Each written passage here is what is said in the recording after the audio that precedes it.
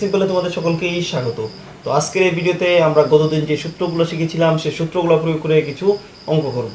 তো প্রথম যে অঙ্কটা সেটা হলো, যদি sin a ইকুয়ালস টু 3/4 হয় তবে cos a এবং tan a এর মান নির্ণয় করো। তো আমরা গতদিনের সূত্র থেকে প্রথম sin a কে ভেঙে দেখি। সুতরাং যেহেতু আমাদের sin a ইকুয়ালস টু 3/4 দিয়েছে, আর আমরা গতদিন যে সূত্রগুলো শিখেছিলাম সেই সূত্রগুলোর অনুসারে আমরা লিখতে পারি sin a ইকুয়ালস টু লম্ব বাই অতিভুজ পেলাম। এখন এখান থেকে আমরা বলতে পারি লম্ব ইকুয়ালস টু 3, অতিভুজ ইকুয়ালস টু 4। ঠিক, তো সুতরাং লম্ব ইকুয়ালস টু 3 আর অতিভুজ ইকুয়ালস টু 4 লিখে নিলাম। এখন আমাদের বলেছে cos a এবং tan a এর মান বের করতে। তো আমরা cos a এর সূত্রটা আগে দেখি। এখন cos a ইকুয়ালস টু আমরা কি লিখতে পারি, তাহলে সূত্রটা ছিল গতদিন যে শিখেছিলাম সেই সূত্রটা, কিন্তু সূত্রটা হলো ভূমি বাই অতিভুজ। এখানে দেখো আমার অতিভুজের মানটা কিন্তু আমরা পেয়ে যাচ্ছি। এখানে যদি ভূমির মানটা বের করতে পারি কোথাও থেকে, তাহলে কিন্তু আমার এই cos a এর মান পেয়ে যাব। এর জন্য আমরা কি করব, পিথাগোরাসের সূত্রটা প্রয়োগ করে এখান থেকে আমরা cos a এর মানটা নির্ণয় করব। তো চলো কি বের করব, ভূমির মান করব। তো আমরা জানি লম্ব স্কয়ার প্লাস ভূমি স্কয়ার ইকুয়ালস টু অতিভুজ স্কয়ার। ঠিক, এখন লম্বর মান আমরা কি জানি 3, তো বসিয়ে দাও 3 স্কয়ার। ভূমির মান জানি না, ভূমি স্কয়ার। অতিভুজের মান জানি কত, 4, বসিয়ে দাও 4 স্কয়ার। এখন 3 স্কয়ার মানে কত, 9, আর এখানে লিখে নাও ভূমি স্কয়ার ইকুয়ালস টু 4 স্কয়ার মানে কত, 4 4 16। ঠিক, তোমার এরপরের লাইনটা হবে নিচে জায়গা নেই সেই জন্য উপরে যাচ্ছি, 9টা ডান দিকে চলে যাবে। তো ভূমি স্কয়ার ইকুয়ালস টু আমরা লিখতে পারি কি 16 মাইনাস 9। এবার 9 মাইনাস কেন হলো, বাঁ দিকে ছিল 9, ডান দিকে গেলে কি হবে, মাইনাস হয়ে যাবে। তো 9 থেকে 16 থেকে 9 চলে গেলে কত হবে, 7। তো ভূমি স্কয়ার ইকুয়ালস টু কত হয়ে গেল, 7। এখন আমার ভূমি স্কয়ার ইকুয়ালস টু 7 হয়েছে, তাহলে ভূমি কত হবে, সুতরাং ভূমি equals to square root of 7। এবার স্কয়ার রুট অফ কেন হলো, দুই দিকে স্কয়ার করে দিলে কি হয়, আমার স্কয়ারটা বাঁ দিক থেকে কাটা যায়। কিভাবে হলো দেখতে চাও, ঠিক আছে আমি একবার দেখিয়ে দিচ্ছি। স্কয়ার হবে এইভাবে, দুই দিকে আমি স্কয়ার দিয়ে দিই, তারপর এই স্কয়ার আর রুটে কাটা গেল। কিভাবে কাটা গেল যদি না জানো তাহলে আমাকে কমেন্ট বক্সে বলবে, আমি অন্য কোনো একটা ভিডিওতে একদম ডিটেলসে বলে দেবো কীভাবে এটা কাটা যায়। ঠিক আছে, তো আজকে এতটুকুই। এখানে দেখে রাখা হচ্ছে স্কোয়ারটা রুটটা চলে গেল। তো আমরা ভূমি কত পেয়ে গেলাম, √7। তো এখন আমরা cos a এবং tan a এর মানটা নির্ণয় করব। তো এখন এগুলো আমরা মান পেয়েছি লম্ব ভূমি অতিভুজ। তো এখন cos a আমরা গতদিন যে সূত্র শিখেছিলাম সেই সূত্র অনুসারে মানটা কত, সূত্রটা হলো ভূমি বাই অতিভুজ। একটু আগে আমরা দেখেছিলাম অতিভুজ। এখন ভূমির মানও আছে আমার কাছে, অতিভুজের মানও আমার জানা আছে, বসিয়ে দাও। এ হলো ভূমি, এই হলো অতিভুজ। কত পেয়ে গেলাম, √7/4। এই হলো আমার cos a এর মান পেয়ে গেলাম একটা। তারপর চলো দেখি tan a টা। আবার tan a এর গতদিনে যে সূত্র শিখেছিলাম সেই সূত্রটা ছিল লম্ব বাই ভূমি। এখন লম্বর মান জানিয়ে ভূমির মান জানি, দাও বসিয়ে। লম্বর মান 3, এখান থেকে ভূমির মান √7। এখন যদি নিচ থেকে রুট সরাতে চাও, তোমরা কিভাবে সরাতে হয় শিখেছো ক্লাস 9-এ, সরিয়ে দিও, অথবা এইভাবেই চলবে। এটা হলো আমার tan a এর মান। তো আমরা cos a এবং tan a এর মান পেয়ে গেলাম। তো আরো কয়েকটা অঙ্ক করার আগে আমি বলতে চাই আমরা এই অধ্যায়ের আরো 2-3টি সূত্র দেখব, তারপর অঙ্কগুলো কন্টিনিউ করব। তো চলো আগে সূত্রগুলো দেখে নিই। সাইন থিটা নাকি কোসেক থিটার ঠিক উল্টো, তাহলে আমরা লিখতে পারি 1 কোসেক থিটা। উল্টো বলেছি, এটাই তো উল্টো, উপরে এক নিচে কোসেক থিটা, তাহলে তো উল্টো হয়ে যাচ্ছে। এবার কেন হলো এটা, একটু সূত্র ভেঙে দেখি। আমরা কোসেক থিটাকে কি শিখেছিলাম? সাইন থিটা লম্ব বাই অতিভুজ হলে কোসেক থিটা অতিভুজ বাই লম্ব। উপরে চলে যাচ্ছে, সরি উপরে এখানে হবে অতিভুজ, নিচে লম্ব। বাকিগুলো তোমরা দেখে নিও, আমি জাস্ট একটা দেখাচ্ছি। তো লম্বটা কি হবে দেখো, এই পুরাটা অতিভুজ বাই লম্বটা নিচে কি আছে ভাগে। আমরা জানি যখন কোনো জিনিস নিচে ভাগে থাকে তখন উপরে উল্টে গুণে চলে যায়, অর্থাৎ 1 ইন্টু লম্ব বাই অতিভুজ হলো। এখন 1 যে কোনো কিছুর সাথে গুণ থাকলে সেই লম্ব বাই অতিভুজ,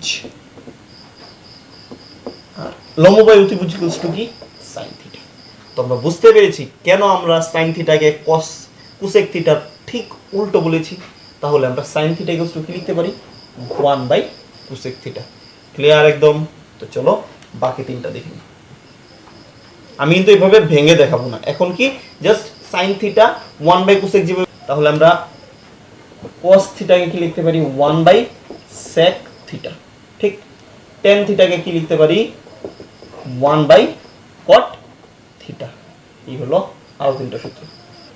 তো আরো তিনটা সূত্র আছে, যে সূত্রগুলো এখন আমরা একটা একটা প্রমাণ দেখব। শুধু একটাই প্রমাণ দেখব, যদি লাগে তোমরা বলো, আমি বাকি দুইটা সূত্রেরও প্রমাণ দেখিয়ে দেবো অবশ্যই। তো আমি জাস্ট আজকে একটা সূত্রেরই প্রমাণ দেখাচ্ছি। এখানে তো একটা দেখালাম, যেরকম সাইন 1 বাই কোসেক কিভাবে হয়েছে, তোমরা এই দুইটা দেখো আদৌ কি হয়। যদি না হয় আমাকে অবশ্যই কমেন্ট বক্সে বলবে, আমি সামনের দিন দেখিয়ে দেবো। সেম ভাবে আরো তিনটা সূত্র আছে, সেই তিনটা সূত্র আমি ভেঙে দেখাবো। সূত্রগুলো প্রথম লিখি, তারপর ভেঙে ভেঙে দিচ্ছি। তো প্রথম সূত্রটা sign square theta plus cos square theta equals to 1। Sign square theta plus cos square theta equals to 1 হয় সবসময়। এবার কিভাবে হয়েছে চলো একটু 1টা কিভাবে হয়েছে বাঁ দিক থেকে একটু প্রমাণ করে দেখার চেষ্টা করি। চলো লেফট হ্যান্ড সাইড লিখে নিই, sine square theta plus cos square theta. ঠিক আছে, লেফট হ্যান্ড সাইড। এখন sine square theta, sine square থিটাকে আমরা কি লিখতে পারি, সূত্র যে শিখেছিলাম সূত্র অনুসারে কি লিখতে পারি, লম্ব বাই অতিভুজ, সরি অতিভুজ, অতিভুজ এটারও স্কয়ার হবে, এটারও স্কয়ার হবে, হোল স্কয়ার যেহেতু আছে, প্লাস ভূমি বাই অতিভুজ। ঠিক, এটারও স্কয়ার হবে, উপরেও স্কয়ার হবে। বুঝতে পারলাম? কোনো ডাউট নেই? ওকে। এখন লসাগু কত হবে, অতিভুজ স্কয়ার, অতিভুজ স্কয়ার। ক্লিয়ার? এখন অতিভুজ অতিভুজ, এই লসাগুটাকে সরি এই হরটাকে এই হর দিয়ে ভাগ করলে ভাগফল 1, তাহলে 1 ইন্টু লম্ব কত হবে, লম্ব স্কয়ার। এটাই আমার ভগ্নাংশের যোগ করা পদ্ধতি। আবার এই হরটা দিয়ে এই হরটাকে ভাগ করব, যেহেতু এটা অতিভুজ এটা অতিভুজ, কাটা গেলে কি হবে 1 ইন্টু ভূমি স্কয়ার, কি হবে ভূমি স্কয়ার। এখন উপরে কত হয়ে যাচ্ছে, লম্ব স্কয়ার প্লাস ভূমি স্কয়ার। তো একটু আগে আমরা দেখেছি পিথাগোরাসের সূত্রের মধ্যে লম্ব স্কয়ার প্লাস ভূমি স্কয়ার ইকুয়ালস টু অতিভুজ স্কয়ার। তো এখানে লিখে নাও অতিভুজ স্কয়ার, নিচেও আছে আমার কি অতিভুজ স্কয়ার, কাটলে কত হয় 1। এবার এই পার্টটা কেন অতিভুজ হয়েছে তোমরা ক্লাস 9-এ শিখেছো পিথাগোরাসীয় সূত্র থেকে, লম্ব স্কয়ার প্লাস ভূমি স্কয়ার ইকুয়ালস টু অতিভুজ স্কয়ার। একটু আগেই আমরা একটা অঙ্ক কিন্তু দেখলাম, ঠিক এই কারণে এখানে কি হয়েছে 1। তো আমরা বুঝতে পারলাম sin square theta plus cos square theta equals to 1 কিভাবে হয়। এতটুকু বুঝে থাকলে আমরা সামনে আরো 3টা সূত্র দিচ্ছি, সেই সূত্রগুলো যদি তোমরা চাও এভাবে ভেঙে দেখতে পারো। আর যদি না বুঝো কিভাবে আদৌ হয়েছে সেই মানগুলা, আমাকে অবশ্যই কমেন্ট বক্সে বলবে, আমি আরো সেই 2টা সূত্র ভেঙে দেবো। ঠিক আছে, তো চলো দেখি সেই সূত্রগুলো। তোমাদের এরপরের সূত্রটা হলো tan square theta plus 1 equals to sec square theta. এই সূত্রটাও একটু আগে যেভাবে ভেঙেছি ভেঙে দেখবে, হলে তো হলো, না হলে আমাকে বলবে কমেন্ট বক্সে, আমি এই সূত্রটাকেও ভেঙে দেখাবো কীভাবে হয়েছে।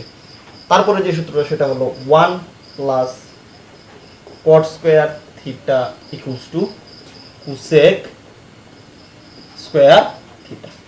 তো আমরা আজকে আরও 3টা সূত্র দেখলাম। তো চলো এরপরের অঙ্কটা করি। তো আমি আজকে নতুন অঙ্ক না দেখিয়ে সেম একটু আগে যে অঙ্কটা করেছি সেই অঙ্কটাকে আরেকটা পদ্ধতিতে করার চেষ্টা করি। তোমরা যে পদ্ধতিটা ভালো লাগে সেই পদ্ধতিটা ইউজ করি অঙ্কটা করবে, ঠিক আছে? এবং এর মতো যাই অঙ্ক আসবে সেই অঙ্কগুলো করবে। তো আমাদের দেওয়া ছিল কি সাইন এ ইকুয়ালস টু 3/4। আমাকে কি বলেছে জাস্ট কস এ এর মান নির্ণয় করতে, আর তো কিছু না। তো আমরা এখন যদি এটাকে হোল স্কোয়ার করে দিই, দুই সাইডে বর্গ করে দিই, হোল স্কোয়ার না অ্যাকচুয়ালি দুই সাইডে স্কোয়ার করে দিই বা বর্গ করে দিই, কি লিখতে পারি? Sine square A equals to 3/4 whole square, এইটা হবে। তো এখন সাইন স্কোয়ার, একটু আগে আমরা একটা সূত্র শিখেছিলাম সাইন স্কোয়ার, সূত্রটা কি ছিল? Sine square theta plus cos square theta equals to 1। তাহলে sine square theta equals to কি হবে? এই প্লাস কস স্কোয়ার থিটাটা ডান দিকে চলে যাবে। তো কি হলো? Sine square theta equals to 1 minus cos square theta. তো আমরা এখানে এই সাইন এ এর জায়গায়, এই সাইন স্কোয়ার এ এর জায়গায় এই 1 মাইনাস কস স্কোয়ার লিখতে পারি, ঠিক?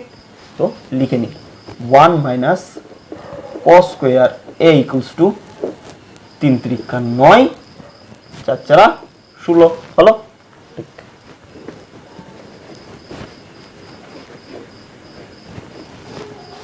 পেলাম। এখন 1 এদিকে কি আছে? প্লাসে আছে, ওইদিকে গেলে কি হবে? মাইনাসে হবে। তো আমি minus cos square A equals to 9/16, 1টা প্লাস আছে ওইদিকে গেলে -1 হয়ে গেল। বুঝতে পারলাম এই অবধি? একদম সহজ। তারপর করবো কি, দেখো আমার এইদিকে একটা মাইনাস আছে, তার মান কখনো মাইনাস হতে পারে না। তো আমরা এই মাইনাসটাকে ওইদিকে নিয়ে যাবো, অর্থাৎ 1 এদিকে গুণে আছে ধরে নিলাম, ওইদিকে চলে গেলে ভাগে চলে যাবে। কি হবে? কস স্কোয়ার এ ভাগে গেলে আর কোনো কিছু পাল্টাবে না, কারণ 1 দিয়ে ভাগ করলে প্রত্যেকটা সংখ্যা সেমই থাকে। তোমরা হয়ে গেছে 1টা প্লাসের হয়ে যাবে, আগে কিছু নেই মানে প্লাস। এবার প্লাস কেন হলো? এখানে মাইনাসটা গিয়ে মাইনাসে মাইনাস হয়ে গেল প্লাস, আর প্লাসে মাইনাসে হয়ে গেল -9/16 হলো। বুঝতে পারলাম? এখন কস স্কোয়ার এ লসাগু কত? 16, 16 একে 16 -9। বুঝতে পারলাম এই অবধি? ঠিক। এখন এখানটাই এখন করব কি, আমার 16 থেকে 9 চলে গেলে কত হয়? 16 থেকে 9 চলে গেলে হয় 7। তো cos square a equals two 7/16। বুঝতে পারলাম এই অবধি? এখন cos স্কয়ার a এর মান পেয়েছি। আমাকে কি বলেছে? cos a এর মান বের করতে, স্কয়ারের না কিন্তু। তাহলে একটু আগে বলেছিলাম স্কয়ার থাকলে কি হয়? দুই দিকে বর্গ দিয়ে দেব, তারপর স্কয়ার আর বর্গটা কাটা যাবে। তো আমরা লিখতে পারি cos a equals to square root of 7/16 হলো। দুই দিকে রুট দিয়েছি, এইদিকে যখন রুট দেব এই রুট আর দুইয়ে কাটা যাবে, একটু আগে দেখিয়েছি। তো এখন cos a ইকুয়ালস টু এখানে 16-র উপরও গেল রুট, 7-এর উপরও গেল রুট। আমি পারতাম এক্ষুনি আনসারটা লিখতে, কিন্তু যারা বুঝতে পারো না, বুঝতে অসুবিধা হবে, তার জন্য আমি ভেঙে ভেঙে দেখাচ্ছি। এভাবে কিন্তু দুইটার উপর রুট যায় যদি হোল রুট থাকে। তাহলে cos a ইকুয়ালস টু 16কে ভাঙলে 4, 4 4 16, 16-এর বর্গমূল 4। এটা কিন্তু বর্গমূল হচ্ছে এখন, আর এখানে রুট 7। এই হলো আমার cos a এর মান। বুঝতে পারলাম? এখন সেম ভাবে তোমরা, যেহেতু আমার কাছে cos আছে, sin আছে, আমরা tan এর মান নির্ণয় করতে পারি। ঠিক আছে, তো চলো tan এর মানটা নির্ণয় করি। sin a এবং cos a দিয়ে কিভাবে tan এর মান নির্ণয় করেছি, এর জন্য আমাদের ত্রিকোণমিতির আরো 1-2টা সূত্র শিখতে হবে। তো সেই সূত্রগুলো আমরা আগামী দিন শিখবো। আজকের জন্য এই অঙ্কটা থাক, এইভাবে করছি না, ভিডিওটা এমনিতেই অনেকটা লম্বা হয়ে গেছে। সামনের দিন আমরা সেই সূত্রগুলো শিখে তারপর কিভাবে sin আর cos থাকলে আমরা tan এর মান নির্ণয় করতে পারি দেখব। তো ভালো লাগলে অবশ্যই একটা লাইক করবে, আর যদি কোনো জায়গায় বুঝতে অসুবিধা হয় অবশ্যই আমাকে কমেন্ট বক্সে বলবে, আমি আবারও বুঝিয়ে দেওয়ার চেষ্টা করবো নতুন অন্য কোনো ভিডিওতে। তো আজকের ভিডিওতে এই পর্যন্তই, দেখা হচ্ছে সামনে একটা ভিডিওতে, ততক্ষণের জন্য সবাই ভালো থেকো।